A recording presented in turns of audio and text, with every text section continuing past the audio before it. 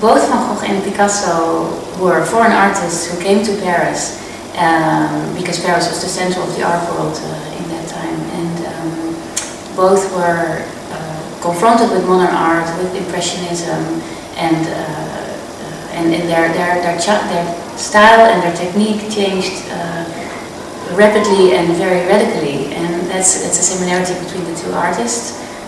They've never met because Van Gogh died in 1890 and Picasso arrived in 1900, but there is certainly an interest in, Picasso certainly had an interest in Van Gogh's work in the beginning. When Van Gogh arrived in Paris, he had been painting for 5 years in the Netherlands, and there he had mostly painted landscapes, peasants, figures at work in dark colors. When he arrived in Paris, his subject matter obviously changed because he painted in the city, but also the landscapes around Montmartre, the mills, the life in the street, a lot of portraits, self-portraits, because self-portraits were cheap to paint. You only need a mirror, and the colors and the brushstrokes are completely different from his Dutch work because he was influenced by so many other artists and artworks, and he really, in a very short time, he emerged as a modern artist in Paris. I think Picasso was influenced by Van Gogh, especially by what he represented, what Van Gogh represented by for young artists in Paris at the time. He was really almost like an example to young artists. His letters had also been published, and I'm sure Picasso knew about the status Van Gogh had, and I think he wanted to.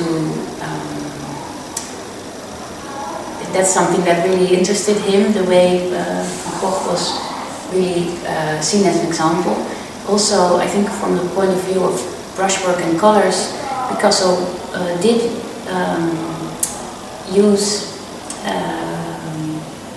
I think he looked good and looked well at Van Gogh's work, and for a certain short period he experimented with similar brushstrokes, but then he moved towards other influences, and he was more close to Gauguin's work, I think.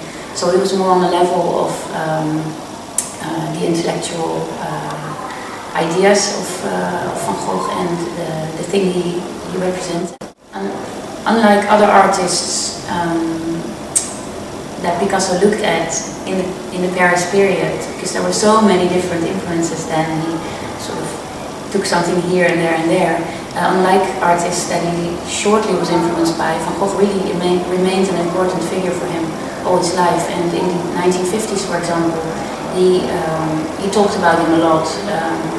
He read the letters. He went to see an important Van Gogh exhibition in Arles when he was living in the south of France, and he really saw him as some kind of almost as a father of modern art for him, like Cézanne, for example. Those were two artists that he really admired and were important to him.